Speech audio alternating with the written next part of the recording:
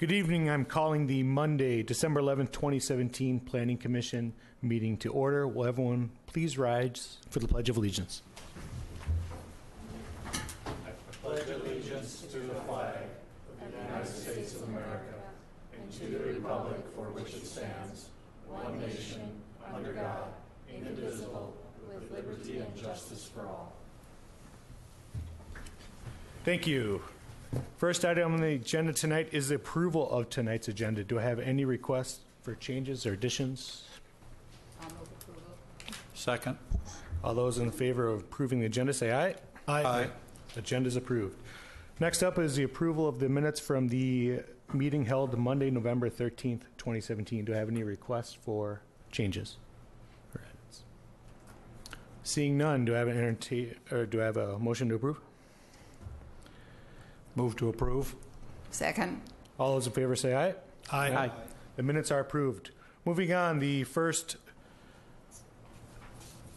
public hearing we have tonight is the south view of Eden Prairie. It's a request for a guide plan change from regional commercial to high-density residential on 2.58 acres. Guide plan text change to increase the maximum density in the high-density residential land use category from 40 units per acre to 43 units per acre. Planned unit development concept review on 2.58 acres. Planned unit development district review with waivers on 2.58 acres. Zoning district change from rural to RM-2.5 on 2.58 acres. Site plan review on 2.58 acres. Preliminary plat of 3 lots into 1 lot. I think that's all. All right.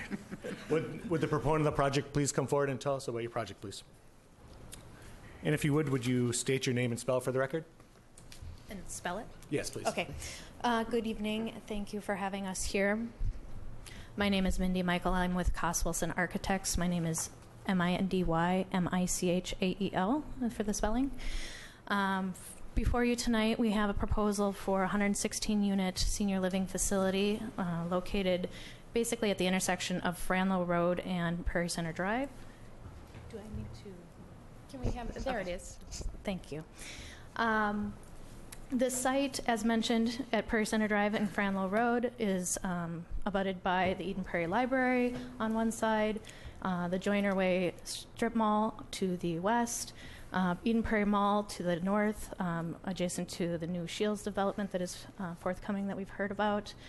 And then to the south, we have some condominiums, townhomes, and other residential in the area. This site, as it is, has several challenges that it's presented with. It is slightly on the smaller side at a little over 2.5 acres. There are challenges of topography on the site in that it pitches 40 feet in elevation in some points. It is also an oddly shaped site. It's not rectangular. It's slightly L-shaped. And all those things combined make for siting the building and navigating the topography challenges and things like that pretty unique. And we've had several meetings with staff to discuss the best way to site the building and position the building on the site while also maintaining the request for right-of-way along the south side of the site to provide future extension of Medcom Boulevard should that happen. And I'll get to that in a little bit further detail later. Another thing that I should note with the topography challenges of the site and the proximity to Prairie Center Drive, which has quite a bit of traffic on it, the only place to really enter the site is where we've shown it, kind of opposite the drive on the other side of Franlow Road. It also happens to be kind of the high point in the site. So you'll see the driveway kind of winds back and forth, and that's part of trying to navigate the topography and get down into the site. As you'll see a little bit later, the building is proposed to be 5 stories in height, and while that may seem somewhat tall, it also sits quite a bit down in the landscape, so in adjacencies to the buildings around it, it really isn't perceived as tall as it might otherwise be. So as I noted before, this is a little bit blown up example of the site. We enter kind of at the high point in the southeast corner at Franlow Road and drive down to an entry drop-off area that will be covered. The porte cochere that will cover that area will be a minimum of 14 feet in clear height so that any kind of emergency vehicles that would need to get under there can. There's a bit of site parking provided for guests and visitors, and then the full length of the garage below is parked with underground parking. To the north side of the site, there's a very nice patio with a nice trellis element, outdoor grilling activities, that sort of thing. And then the adjacent patio is just off the dining room, so there will be opportunities for both indoor and outdoor dining. With the site being as tight as it is, we've requested a number of waivers, one being parking and driveway setbacks and the size of the stalls and driveways as per city standards. We've proposed that the stalls be 18 feet in length instead of 19 feet and 24-foot width in the drive aisles instead of 25 feet. This is to, again, accommodate the tightness of the site and get the drives kind of navigating down to the below-grade garage. We've also requested in certain areas waivers for the setbacks. Again, this is to accommodate the city's request for a right-of-way along the southern side of the site to provide for the MedCom extension. In recent city staff comments, they have requested an additional, here we go, in the red here, an additional 5-foot drainage and utility easement adjacent to the right-of-way for the MedCom extension, as well as a total 10-foot parking setback along that right-of-way. And as you can see, the red is slightly overlapping what we had initially proposed upon getting these comments from city staff. As we've been working along with them throughout this entire process, we've been working with our civil engineer to try and address those comments, and we have revised the site plan. This is new from what was submitted for this meeting, but we just wanted to show that we are working with city staff to try and resolve these issues and provide the right-of-way drainage, utility easements, and parking setbacks as requested. These are some simple site plans to show, building footprint plans to show the lower level of the parking. It's almost entirely parking with a few trash rooms, elevator lobbies, that sort of kind of utilitarian spaces in the lower level garage. And then, I didn't mean to do that. As you see to the left is the, in the kind of blue tones, that is the memory care suite located on first floor. And to the upper right, as you would enter the building, is a 2-story grand lobby that will have a very nice fireplace and grand stair, as well as the dining room that faces out to Prairie Center Drive. Again, a very nice grand 2-story space that opens up to the patio for outdoor dining.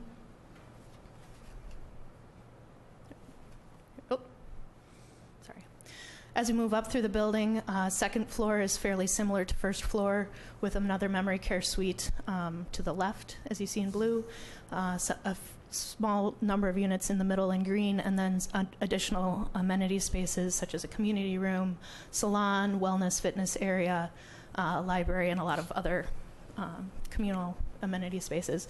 As you get to third and fourth and fifth floors, it becomes entirely units on those levels.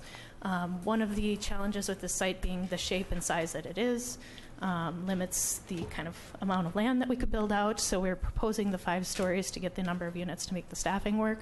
But an additional benefit to that also means that the corridors are quite a bit shorter for the seniors, which is an added benefit for the project. On the exterior of the building, we've proposed a mixture of cultured stone, a ashlar pattern, architectural colored masonry, and a mix of fiber cement board panel and lap siding. As noted, there's the covered entry with the porte cochere, as well as a low roof that if someone's waiting to be picked up or dropped off, they can wait outside if they desire. This is showing additional elevations of the building. The building elevation to the upper left is what you would see looking out at the dining room on the north side. The image to the right shows the bump out for the commercial kitchen that would be serving the dining room with some screening up on the upper floor. We're still working with the kitchen consultant to determine what pieces of equipment might be located up there, but they would be fully screened. And as we move kind of around the building, it just shows consistent application of all materials around the building. It's really an all-sided or four-sided architecture. There is no back to the building. Not knowing if we would have the actual physical samples submitted to the city, we presented a digital version of the colors and siding materials proposed. As you can see, a mix of precast stone lintels, cast stone siding, and the ashlar pattern architectural masonry.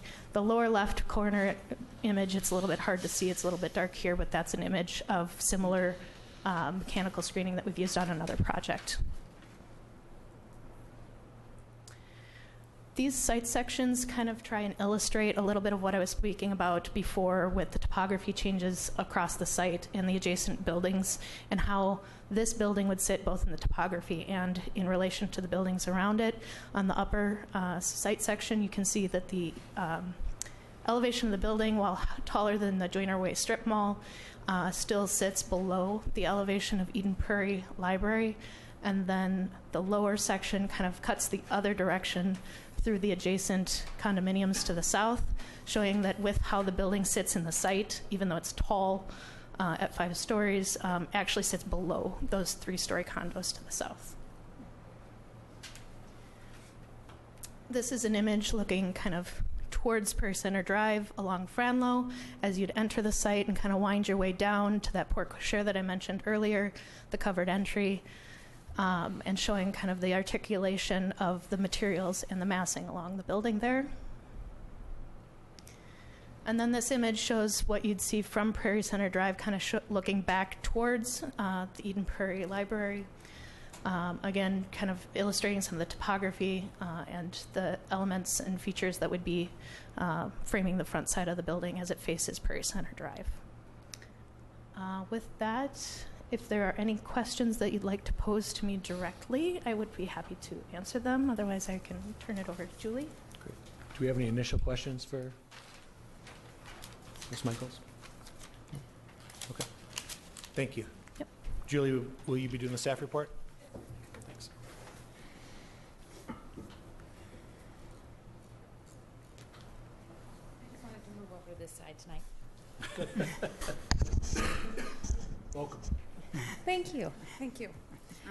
So as Ms. Michael mentioned, this is a request to construct a 5-story, 116 senior living project. The project does include independent living units, assisted living units, and memory care units.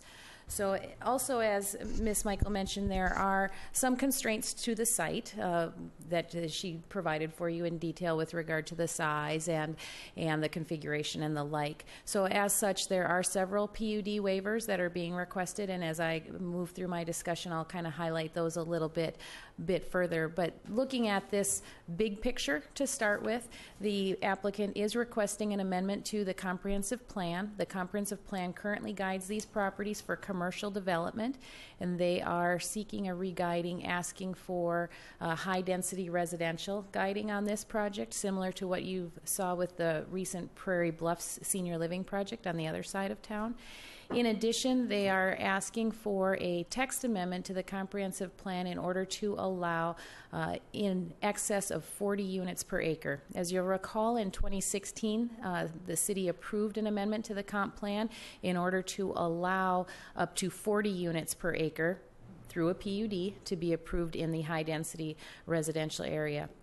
So as an alternative to what is being requested by the applicant, staff is proposing that rather than amend the existing language to allow an increase from 40 to 43 or 45 or 50, pick a number, staff is proposing that a text amendment be drafted to the comp plan that creates a new land use category that would bridge that gap, if you will, between 40 units per acre that's allowed in the current high density and the up to 75 units per acre that's allowed in the TOD and the town center districts.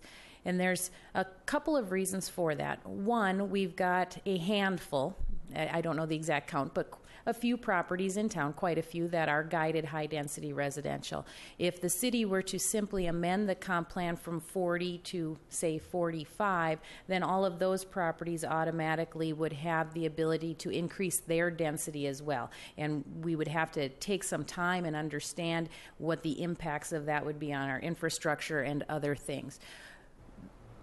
In addition, creating this independent or new comprehensive zoning, or not zoning, comprehensive land use designation would allow for those properties like this one, or maybe the Martin Blue property, that aren't within the TOD or the town center where we envision higher density, but there may be properties that are appropriate for higher densities. And this new category would allow the city the discretion to apply that guiding where those uses are appropriate. And so staff would recommend that we would be drafting an amendment to the comp plan that says you can go higher than 40. You'd have to go through a PUD approval process in order to do that, and that would give the city the discretion through review, and any designations of those properties would have to occur through a separate public process. So there wouldn't be any other properties guided for that particular land use, with the exception of this one, if everything were to move through in order. And any other properties, like I said, would have to go through a process similar to this as well in order to be re-guided. So that is where staff is recommending something a little bit different than what was requested by the applicant. The applicant is also proposing to include affordability within this project.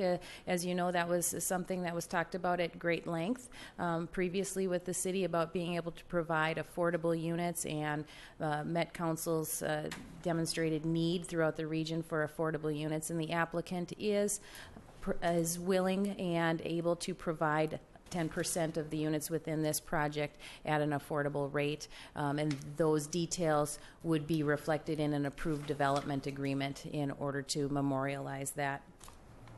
As I said, there are several waivers that are being requested through the PUD process. One of them is building height. So their building, as it's proposed at 5 stories, does exceed the height requirement.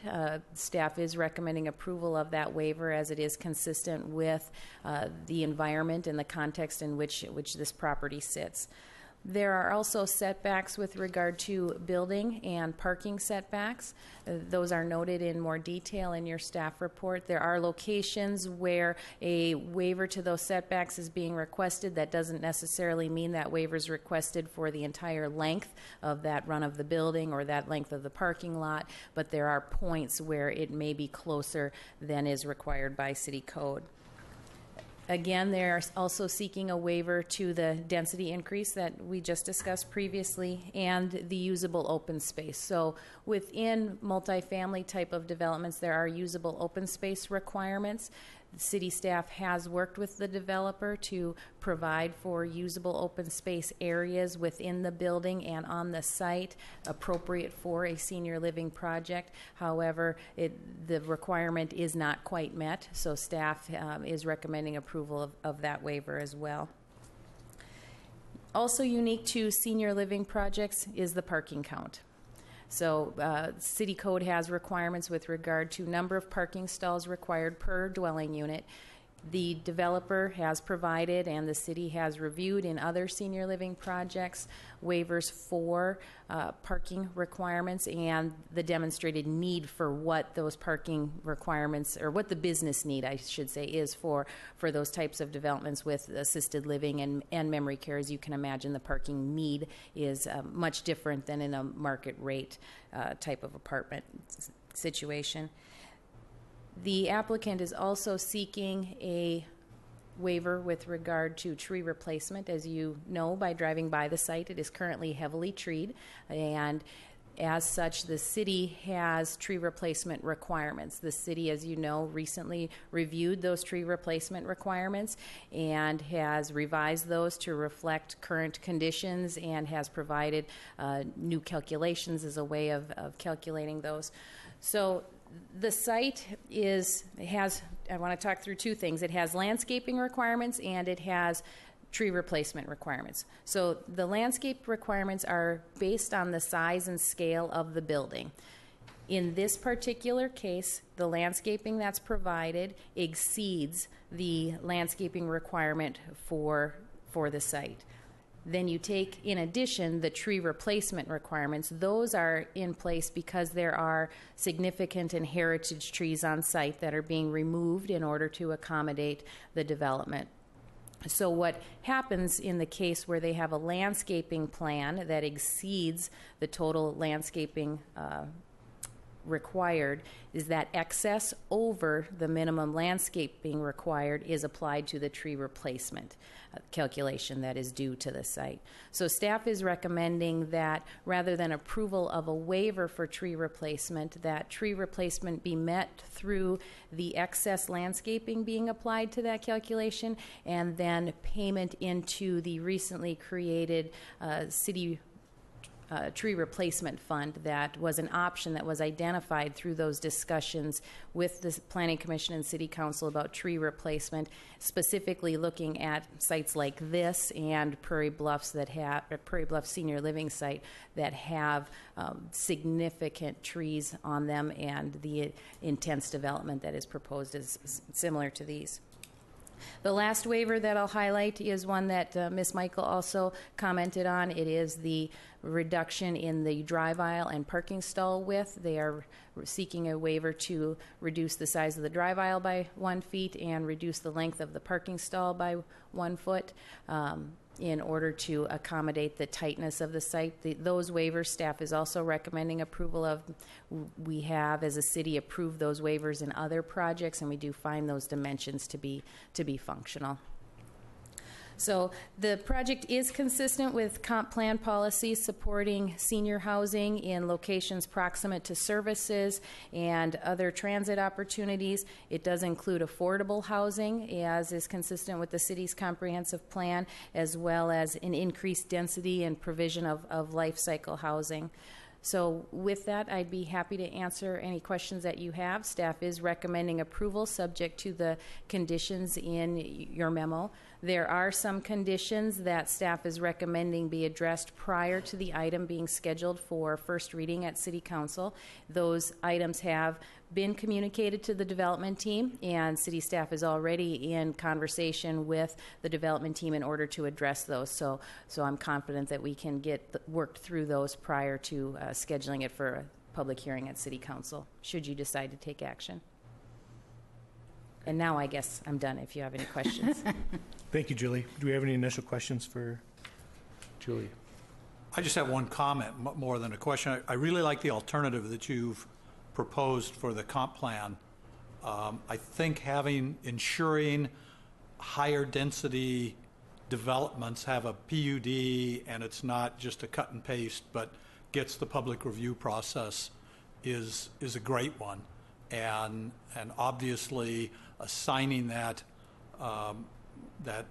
category to the properties that are appropriate, again, is I think that's a really good alternative. I think that gives the city a significant input into the higher density developments, which I think is important. So I like that a lot. I guess along that same thought, that was 2015 that was put in place? Mr. Chair, members of the Commission, I believe it was 2016 that the comp plan was amended. At that time, there was an inconsistency. Our comp plan map said that the high density would allow 10 to 40 units per acre, but then when you read the text, it didn't say 240. So the Met Council had a little heartburn over that and asked us to revise the comp plan to make sure there was consistency between the text and the map. It was a smooth process, but just providing for that consistency. So do you know why it was 10 to 40? Was there a reason behind that we chose 40 as the high end? Or? Mr. Chair, members of the Commission, that comprehensive plan was approved in 2009. So because the map reflected the 40 units per acre, I'm left with the assumption that through the 2009 comp plan process, there was analysis done saying that those sites and infrastructure could accommodate up to 40 units per acre. But, there certainly could be locations where infrastructure supports it in excess of that, and by having some discretion and an opportunity to look at that, staff has that opportunity to work with development teams on specific locations. So that piece was in place almost 10 years, and the 2015 was an amendment to... Mr. Chair, that's correct. Okay, thank you. Commissioner Fark? Mr. Chairman, I have a couple questions for staff.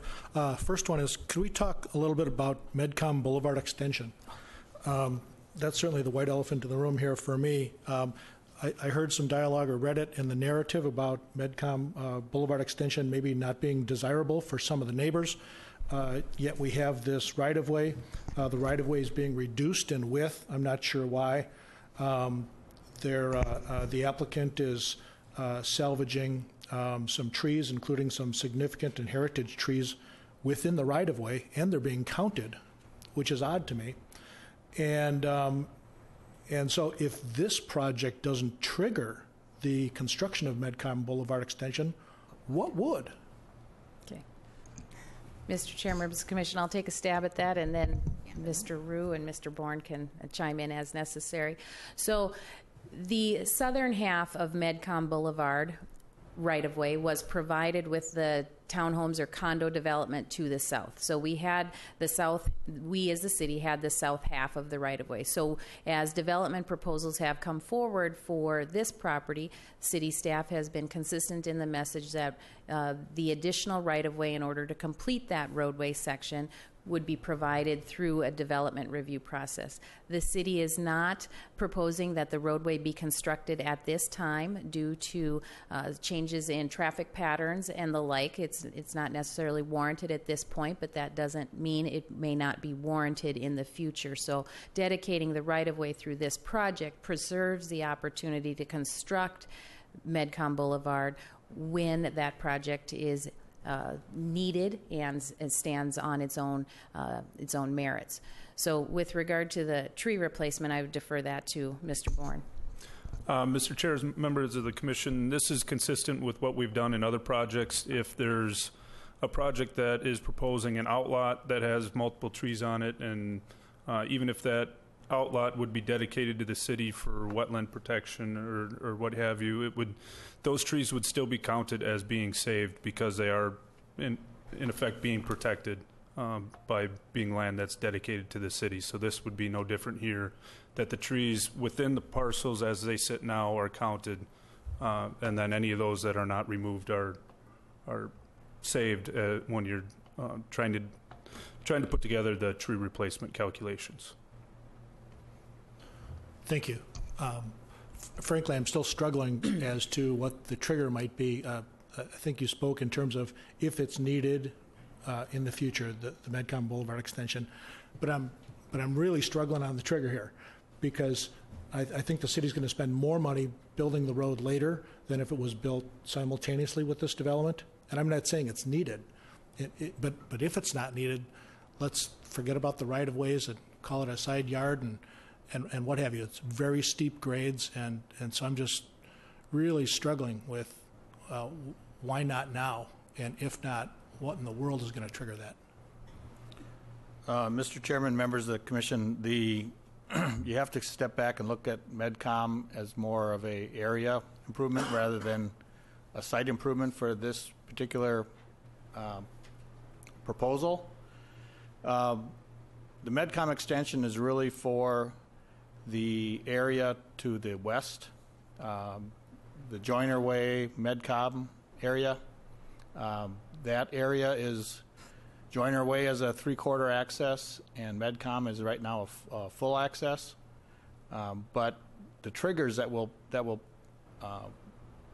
make Medcom more plausible for the city is that as traffic volumes increase on Flying Cloud Drive and Prairie Center Drive, those access points could be changed, further restricted. In Medcom in particular, could be reduced to a 3/4 access, similar to Joyner Way, because of the conflict there is the left turns. There's quite a bit of delay on those left turns coming out of there. Right now, the volumes, when 212 was built, the freeway through town was built, Flying Cloud Drive traffic volumes reduced dramatically. They've been creeping back up ever since, and at some point they will creep up again to a point where the discussion will occur again about closing MedCom or making it a right-in, right-out. At that point, that's when MedCom extension becomes very beneficial to this area, and in particular the commercial area on Joyner Way. In our comp plan also we have, this might be even further out, but there's a chance that if traffic continues to grow on that intersection of Prairie Center Drive and Flying Cloud Drive, in our comp plan we have a future interchange there. It might be 20, 30 years from now, if the volumes warrant that. So if you have a interchange there, grade separated interchange, then absolutely MedCom and Joyner would be a right-in, right-out. And that whole commercial area would be kind of very restricted in traffic, access to and from that area. So that's when MedCom becomes even more beneficial. So we just want to preserve that corridor for that potential of the traffic increasing over time and really curtailing that businesses down there. Mr. Chairman? Yes. I want to add on to those questions and just go to a slightly different intersection of Franlow and Prairie Center Drive. I think we've had this discussion before. Unfortunately, I was not able to be here for the Shields discussion, but at what point in time will a light be required at Franlow and Prairie Center Drive? Because it seems to me that there's an increasing amount of activity expected, especially based on your comments just now about traffic increasing in that area, that will there be a light at some point required at Franlow and Prairie Center? Mr. Chairman, members of the commission, the answers are similar. With the Shields development that we had a month or so ago, the traffic study that was done for the Shields development indicated that that traffic signal will be beneficial and may actually draw some traffic from other access points around the mall, but it didn't meet warrants on its own. And with this development added into the Shields development, it still doesn't meet warrants. Now, when MedCom gets extended, those would kind of be a dual project. If we put in MedCom, we would certainly put in the signal at Franlow and Prairie Center Drive. But right now, it does not meet warrants. Okay, so I guess this is the question for the applicant, so I apologize. Or I guess staff can opine on this. The narrative did a traffic study, and the question is, did that traffic study include a Shields development in it? So you were working together? Or information was shared? If I may, the city guided us to consult with SPAC Consulting that did the Shields development traffic study, so they had the data already and cross-referenced the two. Okay. Well, I have the mic. I'm going to keep asking questions. In this packet of pictures, there's a picture of the description of the lower level parking garage. Mm-hmm. And right next to, or close to, in there's a box for a generator. Can you talk more about what the generator is? Yes. In a 5-story building, per building code, you're required to have a backup generator for the elevators. So that it would be in the lower level, size to handle the 2 elevators that we'd have in the building, with louvers off of the side. Not kind of on the side that's away from Prairie Center Drive, and then probably a smaller, well, I don't have the size of the louver yet, but one, how shall I say this, on the long side of that bump out. It's completely below the kitchen. And what's the fuel source for the generator? The fuel source, probably natural gas. Okay. Yeah. Second question is, do you have any plans to include electric vehicle parking charge infrastructure, since it's a new parking lot? We hadn't discussed it yet, but I don't know. Vance is saying maybe. We could discuss it. Okay. Yeah. Because since this is a new lot and I would expect it to be there a few years, I think it'd be a good, useful idea to start planning for electric vehicle to be rolling out in the next 5 years or so. Certainly explore that. It's certainly easier to put it in now than putting it in later. Yeah. I didn't quite see exactly where the bike parking was. That should have been indicated on the civil plans, and if it's not, we will certainly have that included on the submission for council. We had discussed putting that in there, and I don't know that it got noted. I just didn't notice it in the drawing that I'm Yeah. new. It's fine. And then, my apologies, Mr. Chairman. Considering that, I didn't quite notice it because I was meant to look at it, but I didn't notice it when I was driving past the other day. The map shows there's existing overhead power lines. Is that correct? Not If I understand what OHU stands for, is overhead, right? Yeah. Are those going to be moved or undergrounded, considering you're putting a 5-story building basically right underneath Yes, it? they'd be relocated. And are the poles going to be physically moved, or are you going to underground it? I don't know that we've gotten to that extent of planning the utilities, but we'd have to look at what the best route was and where they're coming from and where they're going to. Okay. Yeah. And I should know this since this was my job for a while.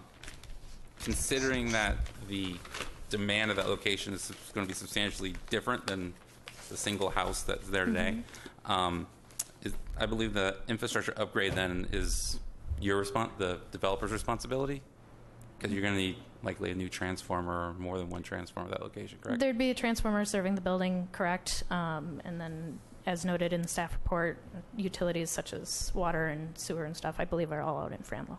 Okay. All right. Thanks. Anyone else before I sit down? Thank you. Thank you.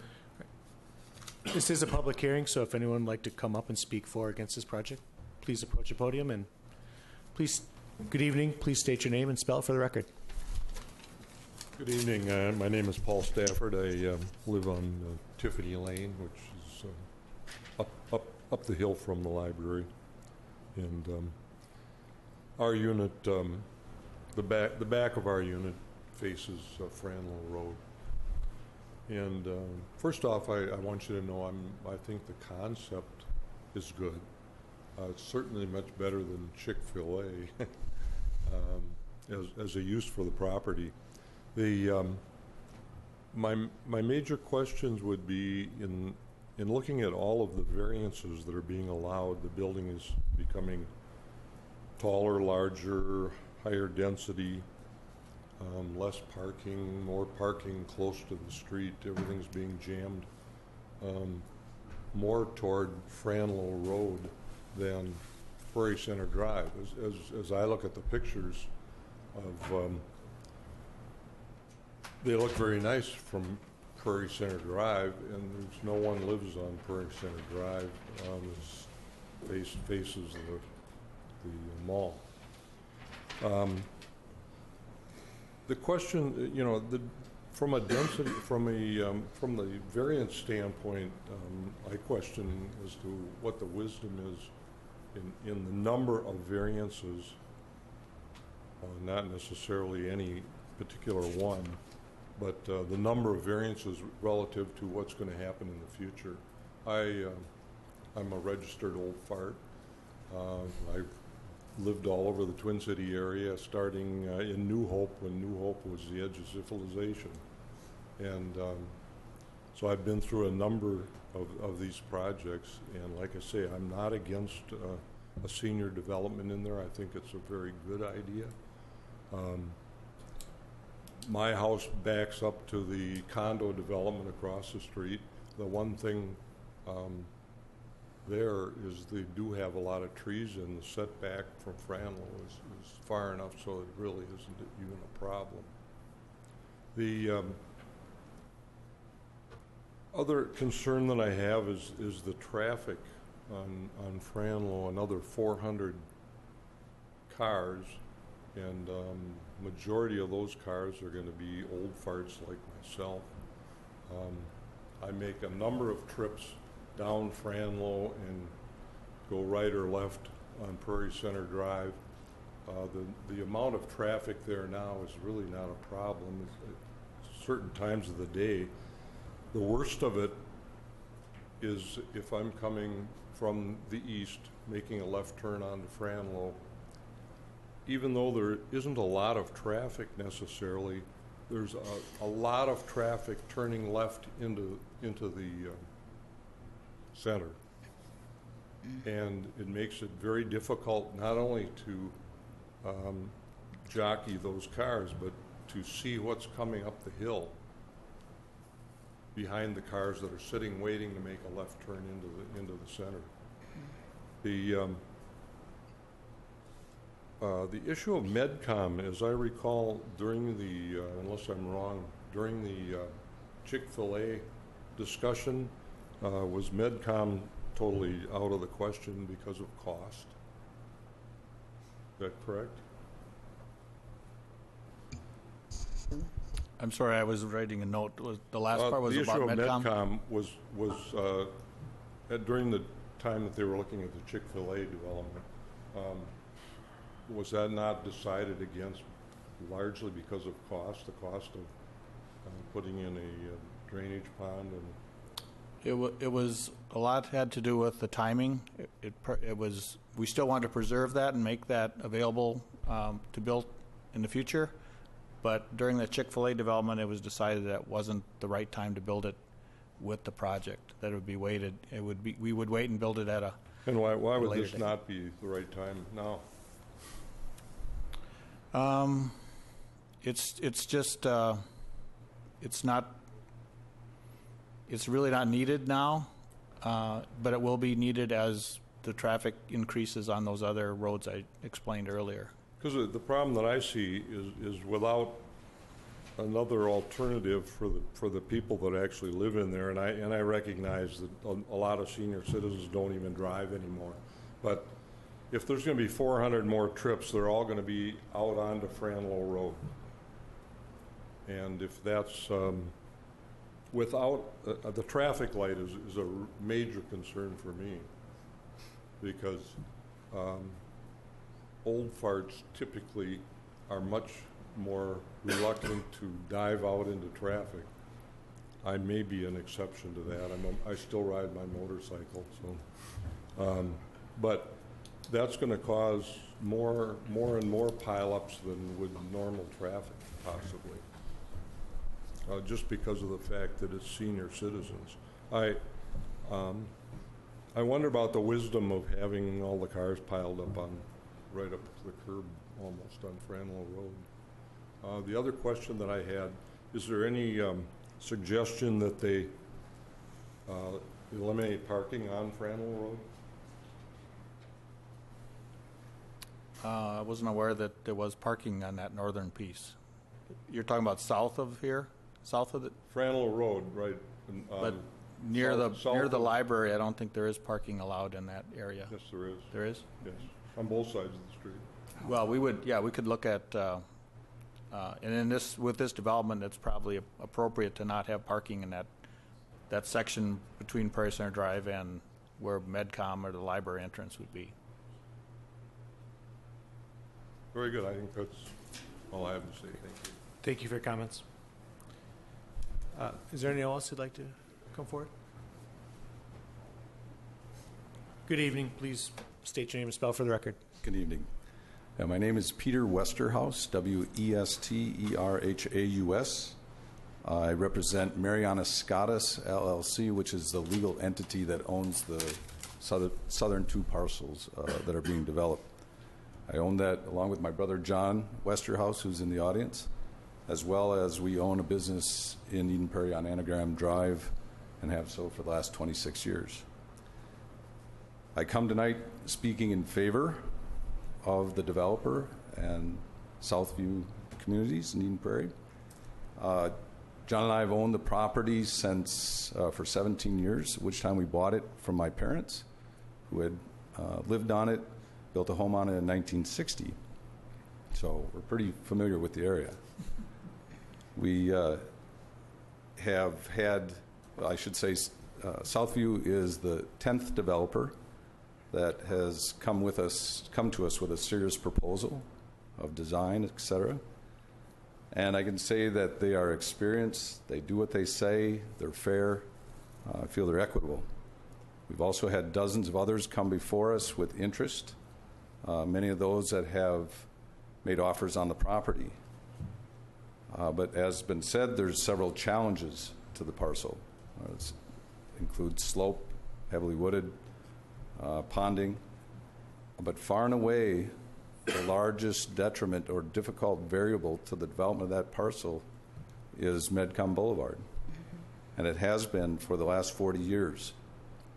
It had been a cloud over my parents as they lived there waiting for the development of that road, so I can understand how residents might feel the same right now. As owners, property owners, I would say we are confused and very concerned about the city's position on Medcom, and there are questions that come up.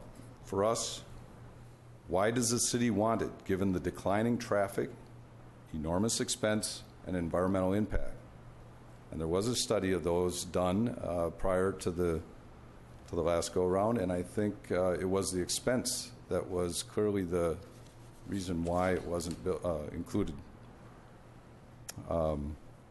Another question is why Medcom was required for a project we brought forward in 2015, but after study, the city refused to build it or declined to build it. I think there's what's at play there.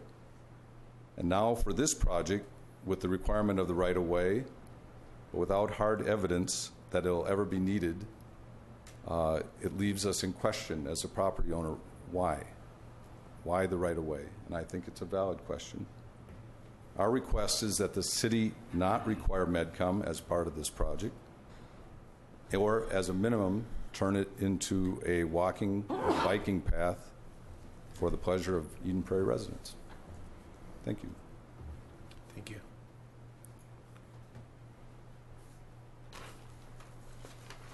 Good evening. Please state your name and spell it for the record, if you will. Orlando Lodulin, and I am a resident in the 8500 condominium, and my unit does face the property looking north. And as I've looked at this project, I think it's an excellent project that provides a transition from the commercial on the north to the residential on the south. And after looking at other projects that have been proposed, I think this is by far the best project suited for that particular location. Secondly, as regards Medcom Road, to me, that's not an issue now. It's not an issue to the city, it seems like, and I would not like to see that become a hindrance to the building of this project. If resolution can be reached between the contractor and the city, then I'm in favor of moving ahead with the project. I think it's an excellent project. I've seen the one in Shoreview. It's a beautiful building, and I think a real compliment to the city of Eden Prairie. Thank you for your comments. Good evening. If you could state your name and spell for the record, please. Yes, my name is Steve Frank, and I am at 8500 Franlow Road. So I also live in the condominium building that you just heard a little bit about, just south of this proposed development. And I really just wanted to express very, very strong support for this project. I've had a condominium in our building since 2002, and a lot of developments have been proposed. The last one, Chick-fil-A, we as owners in the building felt could have had a highly negative impact on valuations and the quality of life living in our condominium building.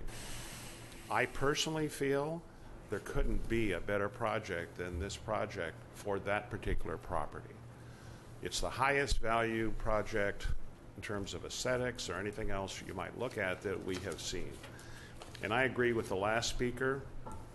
We who live in the condo building, I think pretty universally, have had significant issues with the idea of Medcom Road, basically feeling that there weren't specifics behind its justification and so on. On the other hand, we also feel it could have a pretty negative impact on the people who live on the first floor of the condos that would be close to it and so on.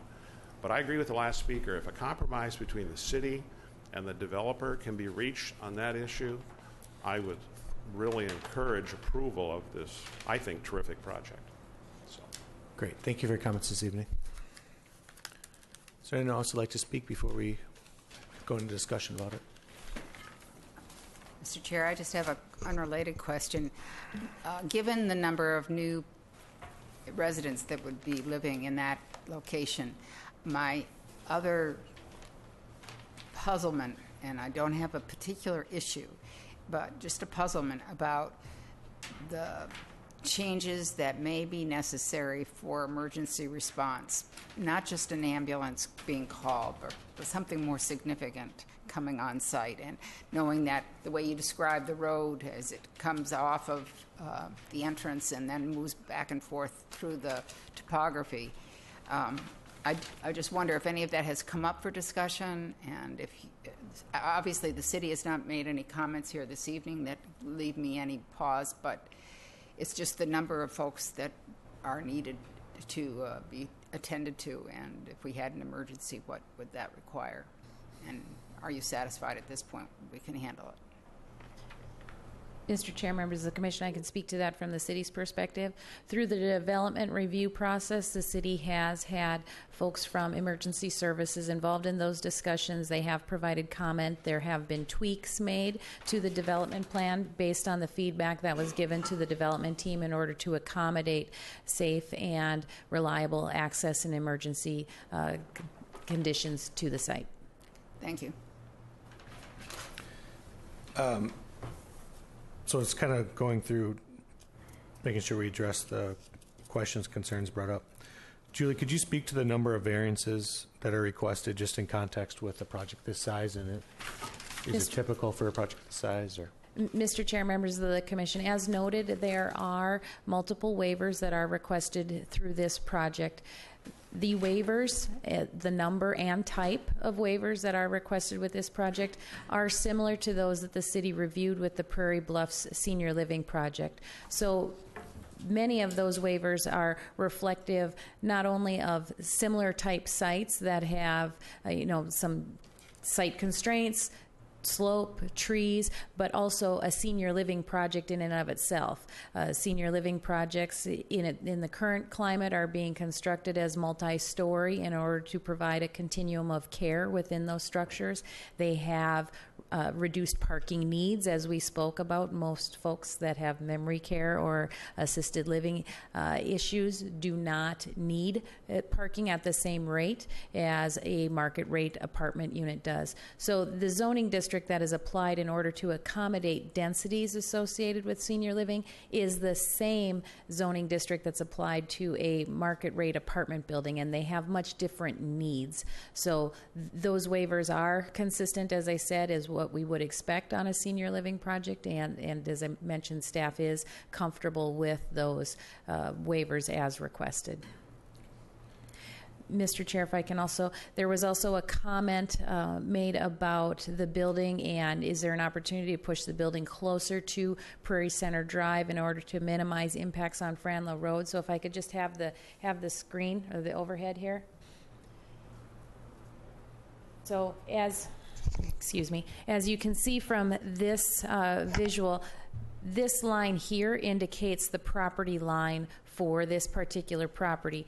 The strip center that sits over here on Joyner Way, where Applebee's and the cake place is at, their property actually extends in between the Southview proposal and Prairie Center Drive. So while it may look like there is quite a bit of distance there, it is not distance that is attributed to this property. So when we're talking about measuring setbacks and the ability to scoot that building farther up to Prairie Center, there isn't the opportunity to get it all the way up to Prairie Center to create additional space down here on Franlow or the MedCom extension. So I just wanted to point that out because that is a unique condition. Usually that doesn't happen where a parcel has kind of a little tail that hangs over adjacent to its neighbor's property.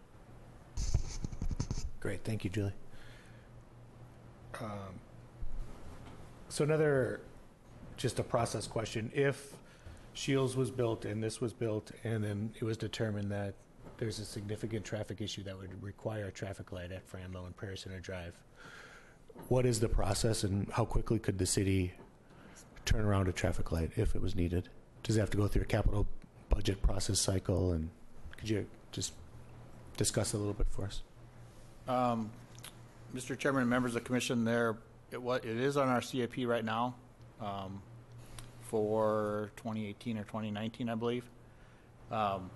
With the discussions that staff has had and with the Shields development, As you probably remember, at the Shields development, we talked a little bit about finding a partner, financing partner, because it didn't meet warrants. The mall was not interested in participating in that. It's going to be a fairly expensive project, not just because of the signal. Signals are about $250,000 or $300,000, but there's quite a bit of curb work, pedestrian work. Some of the free rights would have to be adjusted, and so there'd be quite a bit of road work in addition to that, so probably double that cost. So it could be done with a relatively short period of time, but we'd have to go through the design, procurement of bids, and so forth. And obviously the timing would have to work so we could build it in the summer. So the funding is in the SIP, though, in 1819? It's in 1819, but as we've internally talked, and we're doing a CIP in 2018, we've talked about pushing it back further due to the fact that it doesn't meet warrants with the Shields development, with this development. So just delaying it further. Sure. But we will continue to monitor the intersection to see when it does meet warrants, and we would plan for that work. Great, thank you. Mr. Chairman? Yes. Sorry for interrupting. Can I No problem. jump onto that comment and ask one more question about that intersection? Are the decisions made on that intersection improvement solely vehicular related, or would there ever be a pedestrian circulation concern strong enough to warrant either a full-blown stoplight situation, or I don't know if the road speed limit is such that you would do one of those blinky pedestrian crosswalk protected routes? Well, as part of, there's a number of signal warrants that are looked at when you consider a signal. Pedestrian warrants are one of the warrants. This area obviously doesn't have enough pedestrian demand there, but obviously there could be some demand based on the uses that are proposed here. So obviously having a signal there would benefit the pedestrian crossing. So that is a consideration as well as the traffic. But so I don't know if that answered your question, but it would have a beneficial. It would have benefit to pedestrians crossing Prairie Center Drive. Okay. Maybe to be more blunt, do you think that this project proposal increases the demand for pedestrian safety at that intersection? It would depend upon, I mean, I would assume with this use, it's seniors. I'm not sure how many would want to walk across. Several of these are memory care. They're not obviously going to be out wandering. So if there's a demand, that would justify a portion of the signal. But it's something we'd have. It's possible that this intersection will be a traffic signal will be built in the future. It's just at this point in time, it doesn't meet warrants. It's close, but it doesn't meet warrants. Thank you.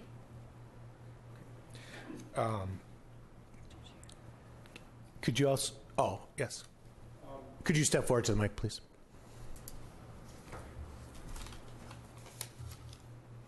One thing with regard to that intersection that I forgot when I was up here before, the way the lights are timed at either end, the lights on either side, north and or east and west, getting onto Prairie Center Drive is not a major problem because there is a right turn lane. Left turns are bad, and it's somewhat life-threatening trying to get across Prairie Center Drive into the center on Franlow, just because of the way the lights are timed, and or coming the other way. It's not only hard because of the way the traffic flows, but it's impossible to see off to the west if you're coming out of the center trying to cross Prairie Center Drive. Thank you. Another question with parking on Franlow. I just want to confirm that is something that you could take a look at if there is parking allowed on Franlow, whether that should be changed or not. Mr. Chairman, members of the commission, no parking signs are we generally look at based on a concern that's out there, something we can easily put up. But we generally look at the situation, see if it's warranted, if there's been a lot of violations and it causing some safety issues. I was not aware that there was parking out there. Every time I've driven by there, I haven't seen any parking, but with this development, there could be, parking that people will choose to park out there for some reason. Then we would sign it no parking. Great. As long as it's on your radar. Thank you. And then, so MedCom, if the right-of-way was preserved, could someone speak to what the process would be if that was built, and as far as public input and comment and just the process for that? In order for MedCom to be built, we would have to, we would likely have public hearings. We had started we hired a consultant to look at a preliminary look at the profile and the grades, the alignment, looking at trying to shift it, trying to make it work the best when we had the Chick-fil-A come in here last year. So we started looking at that, and obviously as part of this proposal, we actually gave them that profile to look at to kind of match so that this development or Franlow, MedCom would easily match in with their site improvements. So the way they've shown us a graphic that includes the profile, future profile of MedCom, and it ties in fairly nicely. So the process would be we would have to go through public hearing. It could be in our CIP. We will look at that when we do develop our CIP this next summer. Looking at timing, financing. We have financing in place, or we have a portion of the financing in place. It may get redirected somewhere else. That's part of the discussion we have when we develop our CIP. Finding what our priorities are and funding them accordingly. This also could be a state aid route. We could get funding that way, but right now you can't because it doesn't connect through. So you have to have you'd have to have, Franlow would also have to be a state aid route, which it isn't. So we may not have the ability to add those mileage into our system, but that would be one way to finance it. But at this point, we are not looking in that direction. Thank you. Other comments, questions from the commission?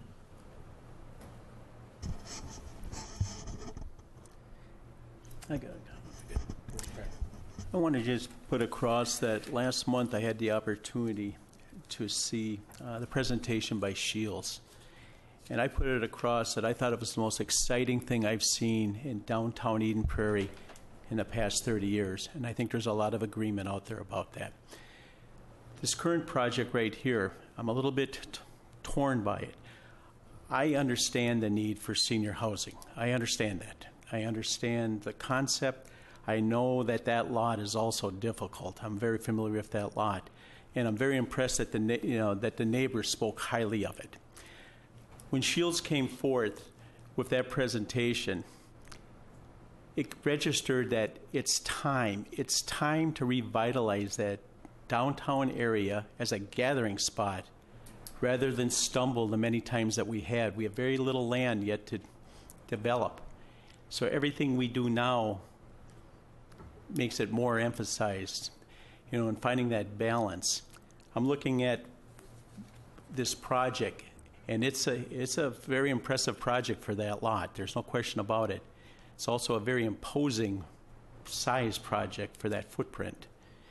So I'm looking at the two sides of that. What does it add to that overall aspect that it's time to revitalize?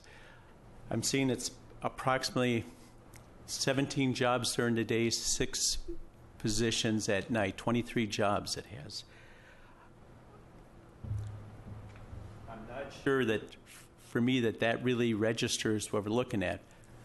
But when the neighbors come up and they talk highly of it, of the quality of the projects that they've seen that you've done, and the difficulty that lot provides, I mean, that's very difficult to build on that. I think the one thing that I need to still hear is how the size of that project, and what I'm talking right now is that height. It's 66 feet, I believe it is. I know some of it's going to be, kind of into like a walkout scenario itself. If I can get my mind eased, a little more on that height, of what I'm hearing from the neighbors itself, this may be the best shot for it. And that, the only concern I have is that it's directly across from the Shields, and what that's the excitement that they're going to be putting across. They're expecting to draw from 100 miles around. And this is an attraction, is that they're putting across, not just a store. And so I need a little bit more balance. I want to hear if someone could, help me out on that height as it's looking at. Maybe we can come to a middle ground here with me. Mr. Chair, members of the commission, I'll take a stab at, I think, answering some of your questions. So if we could have the overhead. As part of Ms. Michael's presentation, there was this cross-section that demonstrates, height of this project in comparison to other properties around it. So this site section on the top of your page indicates in this location, this is Southview, Eden Prairie, if you can see my little hand wiggling around there, and you can see that in connection with, or in comparison to, rather, the Eden Prairie Library and the height at which those sit, not only taking into account the building heights, but the grades of those existing properties, and then also in comparison to the Joyner Way strip mall that is adjacent. And then the bottom site section is looking west, and it compares the Southview Eden Prairie site, or project, which is right here, in comparison to the Eden Prairie Hills condo across what would be MedCom's right-of-way or roadway upon construction. So as you can see, the comparison with the heights between those projects. Thank you. I had some of those same concerns when I started reading the project, and I was happy to see this site review. That was an excellent graphic to include. It was very helpful. It helped me out quite a bit. I can kind of wax poetically here for a minute. I'll kind of speak my position. Having been on the Planning Commission for a long time, the themes that I'm seeing go on and on are, first off, we're now redeveloping Eden Prairie. We're not developing Eden Prairie. So we're taking small, tough, tight sites and trying to put higher density in them. And that seems to be the fact of life. I think those of us that have been on even the last few years have seen that increase slowly and surely. So this project is not out of sync with what's going on in Eden Prairie. Mr. Carlson in the audience, Martin Blue, he'll remember that I was extremely skeptical about that project, and yet it's worked out well, and it was a very tight, tough location, and yet it's turned into a successful thing. So that was kind of a turning point for me. And I think what has been presented here is a pretty good compromise. As my colleagues here mentioned, it's not perfect, but it's a pretty good compromise. And considering some of the alternatives that could be proposed, it's not bad at all. As for the MedCom situation, I thought Mr. Rue gave a really good explanation from my standpoint on the fact that there is a developmental engineering logic behind why MedCom might be important in the future. Isn't yet important, but might be in the future. And that was interesting to me because I, like others, had no idea why that MedCom right-of-way was even there. And at least now I understand why it's there. To me, the wonderful thing is that the city and the development team seem to have come to a nice compromise that at least allows MedCom to remain as a possibility for the future. And I would agree with the residents and everybody else. Frankly, right now, I don't see a use. I don't see a reason to go to MedCom to develop the MedCom boulevard there. but who knows in the future? And if we can make it work and keep that on the back burner as something that could be necessary in the future as demand grows and as traffic grows, then that to me seems to be a nice compromise, kind of a win-win there. So I think the project's a pretty good fit, and having placed my father-in-law in senior housing about a year ago in this area, I understand the demand for it and the difficulty of getting on that wait list 2 years ahead of time. So I don't think there's any question there's a demand in the community for this type of development. So that's just kind of a summary of my position. Thank you, Commissioner Kirk. To go along with what Commissioner Kirk just described, I have a different outlook, thinking that the area with the folks that would be living in the senior housing, plus the condo residents that have been there for so long, that Medcom Boulevard issue troubles me. I agree with everything Commissioner Kirk said, with one exception. I think we need to be, as a city, looking at that area differently than we had up to now, with the right-of-way and everything else. And I don't know how the development proposal might move forward with this additional item, or maybe it just is put aside and left for the future. But what it is, from my perspective, is a recognition that that parcel, or parcels that are now being combined, are residential in a very special kind of way.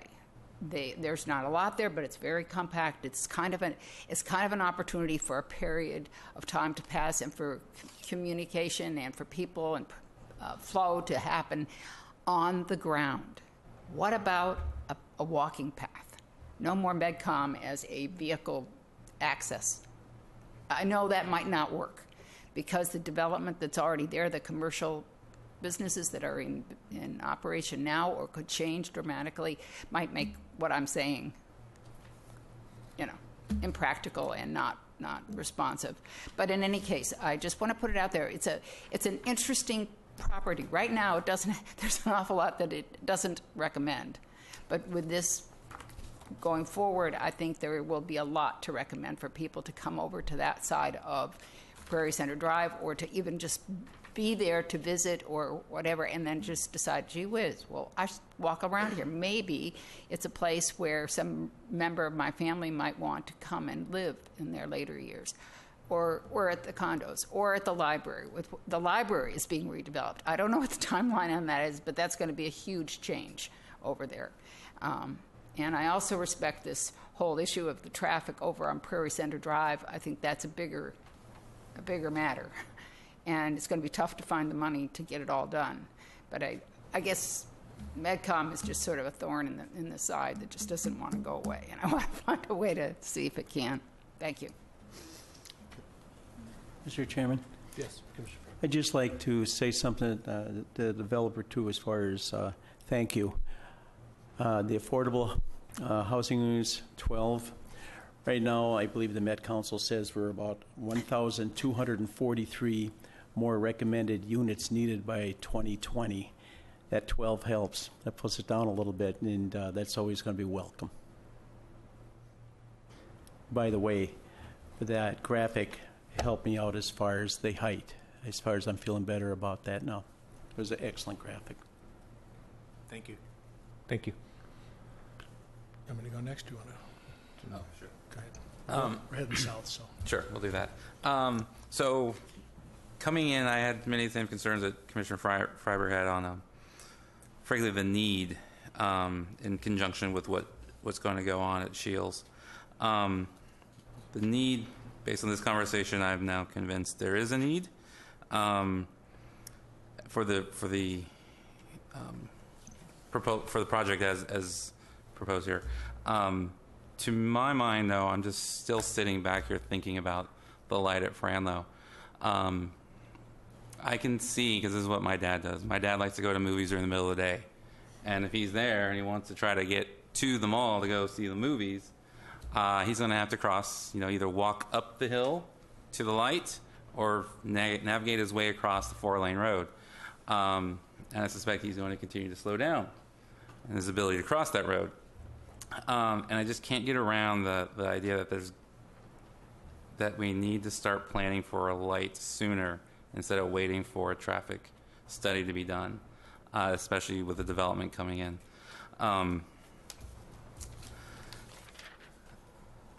That's pretty much the two positions that I have. I'm satisfied on the need, but I'm not convinced that there's not going to be a need for a light at that location sooner rather than later. In fact, when I was driving over here this evening, I decided to do a nighttime drive over it, and for the life of me, I could not remember my traffic rules, because as I'm sitting on Franlow trying to make a left, there's a car in front of me wanting to make a left into the mall, and there's two cars on the opposite side of the mall wanting to make another left to going east on Prairie Center. I'm sitting there, I'm trying to think, who has the right of way? And at some point, I decided that no one was moving, so that must be me. And then when an opening found itself and no one else was moving, I just went ahead and took it. So I couldn't remember what my traffic rules were for that situation. So, and that was at night. So as you know, cars coming east are coming from below you, so you're not really able to see them until they come over the hill. So I'm just concerned about the safety at that location, especially when this project is ultimately built. That was a concern too, and I was glad to hear that the city has been talking about that in the SIP, that it's kind of already on the radar and it's not like adding it in now, and typically that gets added to the 5-year out plan and works its way up, but it sounds like it's closer than that. So, because that does seem like a real concern that we've heard tonight. Yes, Commissioner. Okay. First of all, remind me never to carpool with Commissioner Villarreal. But I have a few comments here. First, let's talk architecture and the building in general. I think it's a very nice style. I think it's well designed to fit its demographic. So thank you for that. I'm okay with the height variance. I think it's a good statement on the skyline of Eden Prairie. I think it's fitting with your site sections that you gave, so I have no concerns of the height variance. I have no concern over the flat roof. I think it's well articulated. There's been some discussion about the roof of the building. It's a little more commercial in nature, so I like that. I like the use. I think the use is better than any of the uses that we would have seen in the way that the site is guided now with regional commercial. I think it's a good transitional use, and I'm very much in favor of this use on the project. Going back to the architecture, though, on a vehicular level, as you're driving past the building, probably 99% of the people who experience these buildings will just be driving by at about 45 miles an hour at street level on Prairie Center Drive. And looking south off to your building is the 20-foot high tall retaining wall on your dining patio, below your dining patio. And so I noticed all this great architecture was all just above first floor level. You have a strong stone line separating the facade of first floor and above to everything else below. In the staff report, there's a request to take into consideration more of our town center architecture, where the first level or two has some specific articulation. I strongly support that comment by staff, and to bring that down to grade.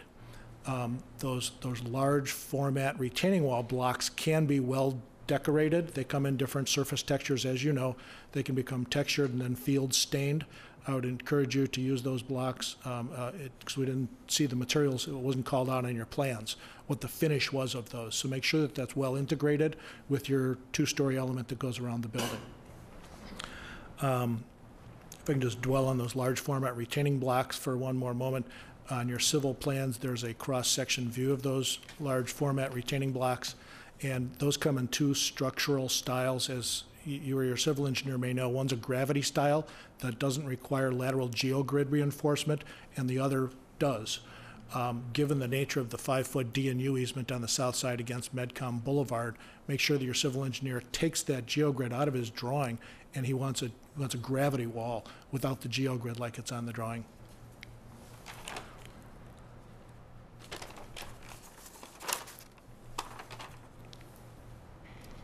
One of the more important features, I think, on the facade was your selection of that stone veneer, the cultured stone veneer with that ashlar pattern. The texture on that read very well on your renderings, and I think that's an important characteristic of the facade to keep that rendered.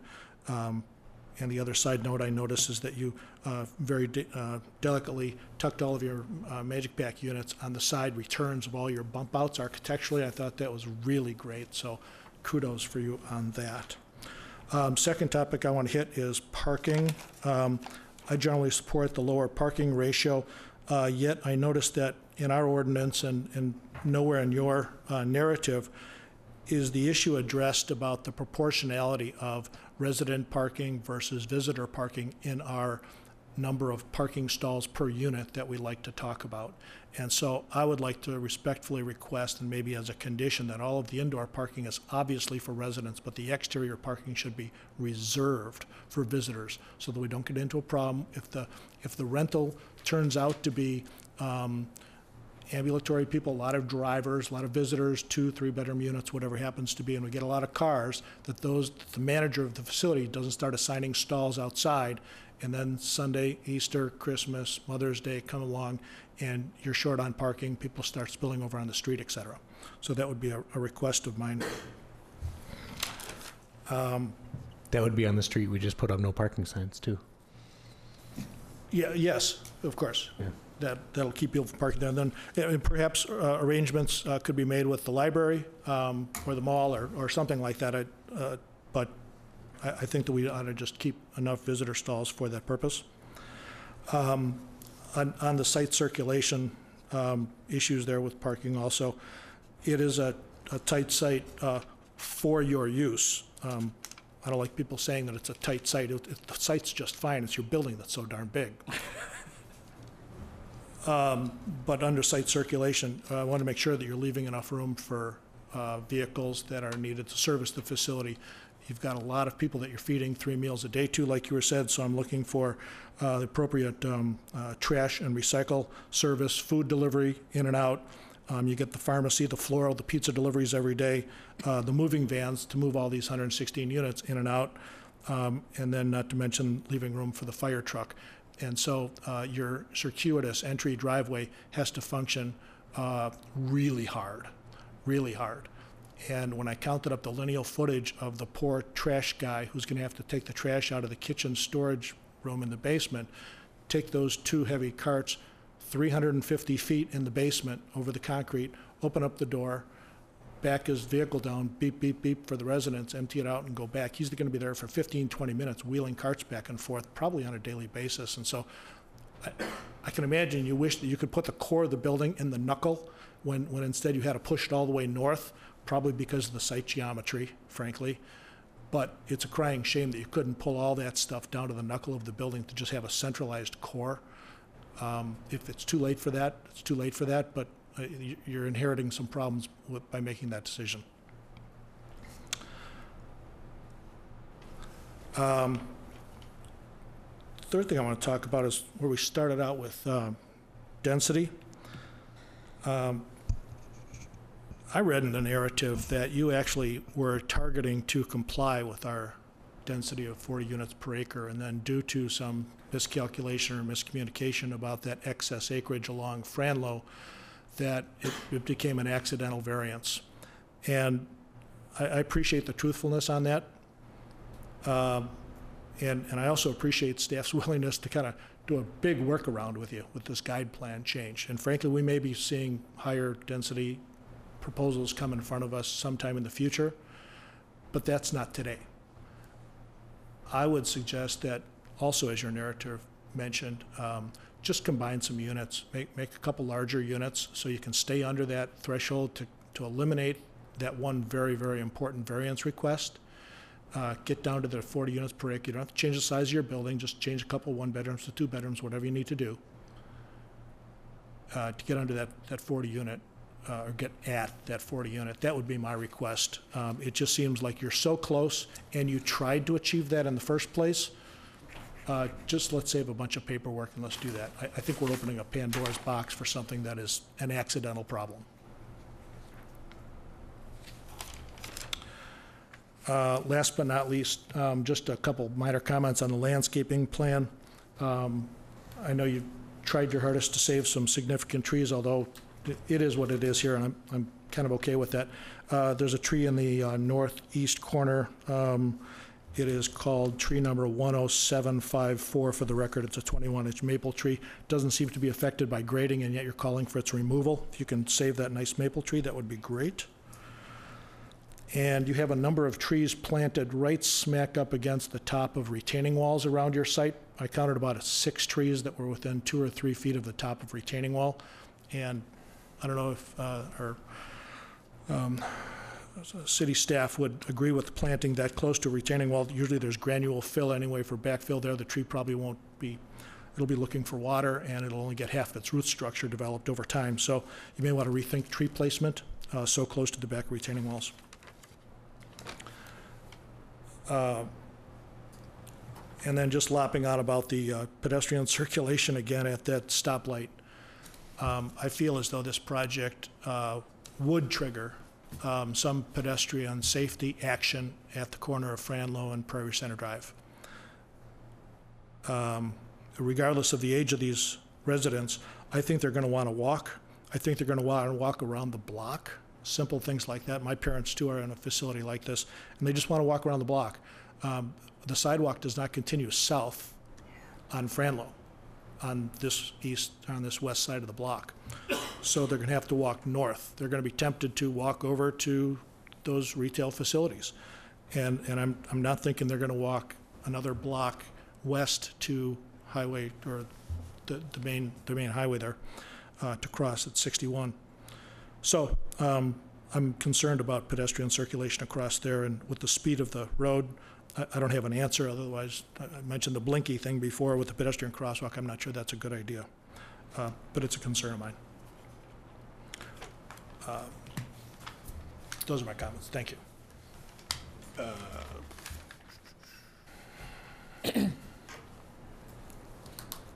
So just comment on the trying to meet the 40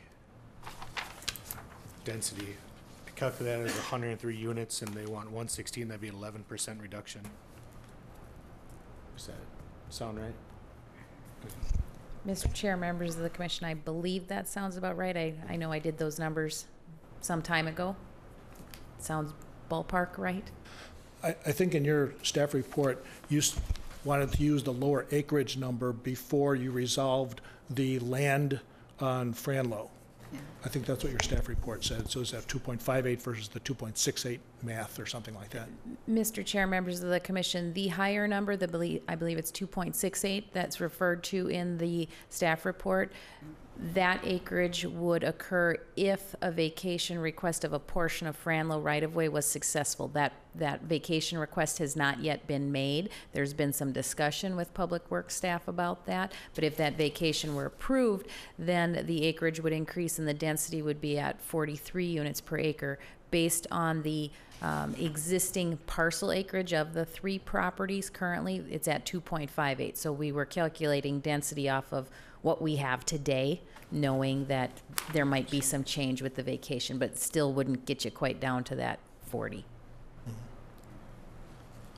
So I guess my concern would be saying there's 11% reduction by combining units is quite a bit, and I wouldn't want that to potentially come at the amount of affordable housing being allocated. In fact, Mr. Chairman, I was going to make a comment on that. I thought I read in the narrative that that was at least hinted at.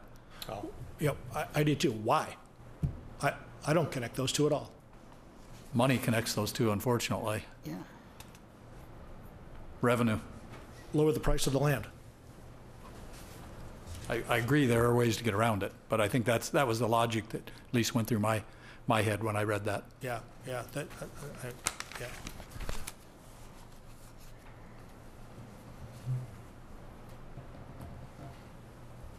I guess any other thoughts from the commissioners about the density issue?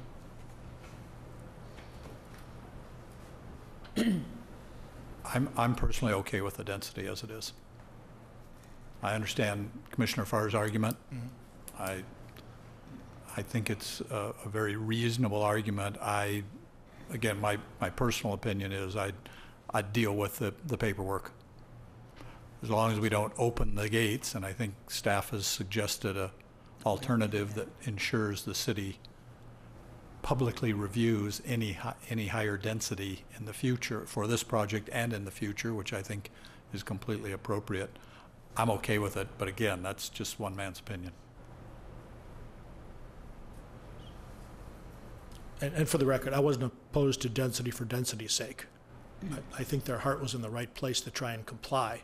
Yeah. And through the administrative process, an accidental error in math occurred, and they have an opportunity to correct that instead of opening up another ball of wax. That's all. Very valid position. Yeah. Very valid position. Any thoughts on the commissioners there? I concur with Commissioner Kirk on that matter. I also would concur. Well, maybe we should close the public hearing and then have some final comments about just what's recommended or not. Does anyone have concerns about that? If not, I'll entertain a motion. Before we go, I just wanted to, it occurred to me that one last thing I wanted to did note is since this is going to be a new facility, regardless of the tenants, I am focused on the future, which is why I talked about electric vehicle charging. I think we also need to be aware that not only are we talking about electric vehicles, we're also talking about autonomous vehicles showing up in the future. And considering that no one has to drive those cars, that might be another opportunity to get to consider the role of autonomous vehicles. And lastly, the generator. I know natural gas makes sense today.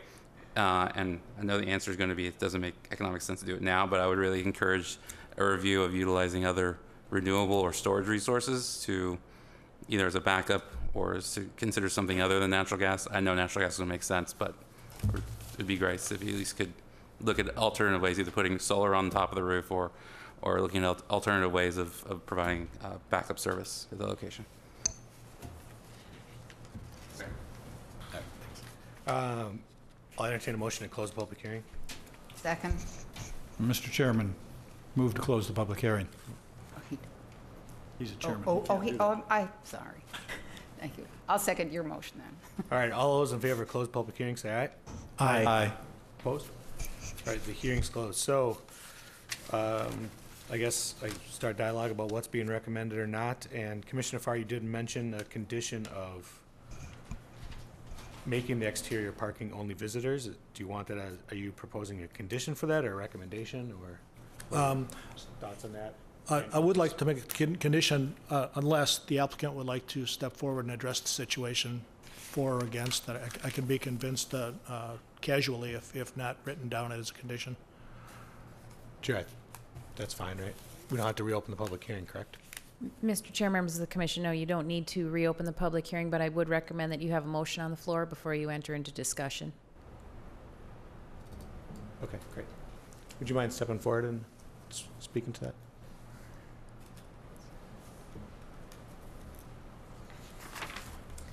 If I may, it is standard policy for Southview Senior Living that the residents and the staff park below the building, and thus the surface parking is by default reserved for visitors and such. And then, Lance, if there's anything you'd like to add? No, that's correct. Okay. Great, thank you. So shall I make a motion and then we can have discussion after that? Yes, that sounds like that's what we should do. Mr. Chairman, move to recommend approval of the South View of Eden Prairie project based on plan stamp dated November 21st, 2017, staff recommendations and the conditions contained in the staff report and its attachments dated December 6th, 2017. Okay, I have a motion. Do I have a second? Second. Do I have any other discussion? If I can comment, I believe the condition number 1 in the staff report does support the staff suggestion. Is my interpretation correct, Julie?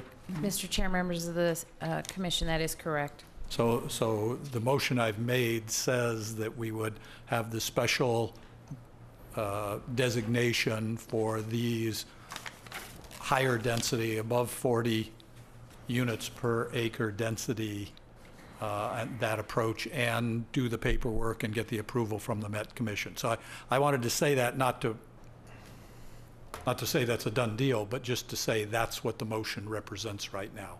So if we wanted to change that, we'd have to amend the motion. Any other discussion before we take a vote?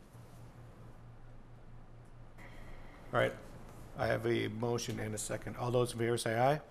Aye. Opposed? All right, motion passes. Good luck with your project.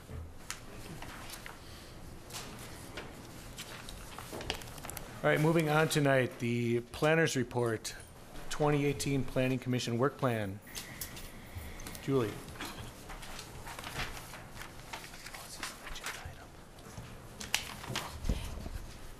Mr. Chair, members of the commission, in your packet this evening is the 2018 Planning Commission Work Plan. As you'll note, the first couple of pages of the work plan outlines some of the bylaws, if you will, or outlines of the Planning Commission.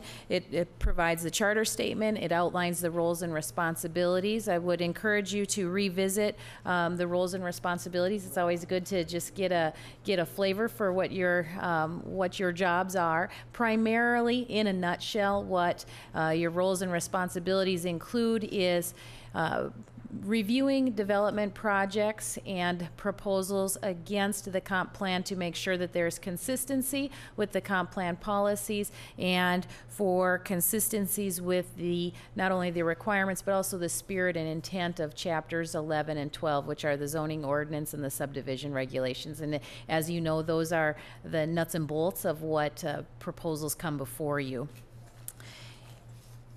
Largely, the work plan for 2018 focuses on two things. It is the comp plan update, the Aspire Eden Prairie 2040 effort that we are currently working our way through, and we will be wrapping up through 2018 as they're required to be submitted to Met Council by the end of the year, as well as ongoing code amendments that may identify themselves through other review processes or through the comprehensive plan update. There may be a need to do some broader code amendments. And so, aside from development projects that may find their way to the city and onto your desk for review, these are other items that we would expect that the Planning Commission will be heavily involved in through 2018.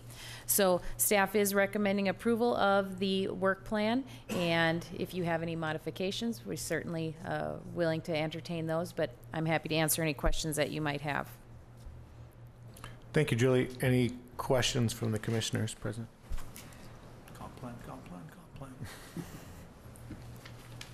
Is that one chapter? Okay. Yes, Commissioner. No. Julie, several months ago, there was some proposed language that I don't think we ended up voting on, but we had a conversation about. There was a sustainability language proposed, and we had discussion about how to start building in references to cleaner sources of not just electricity, but of transportation, including electric vehicles. And I keep bringing up electric vehicles, especially for newer developments, because I think we should start thinking about how to put electric vehicle charging stations into newer developments. So I don't know if it was part of this discussion, and I don't recall off the top of my head when we had that discussion, but we had a proposed sustainability language to go somewhere.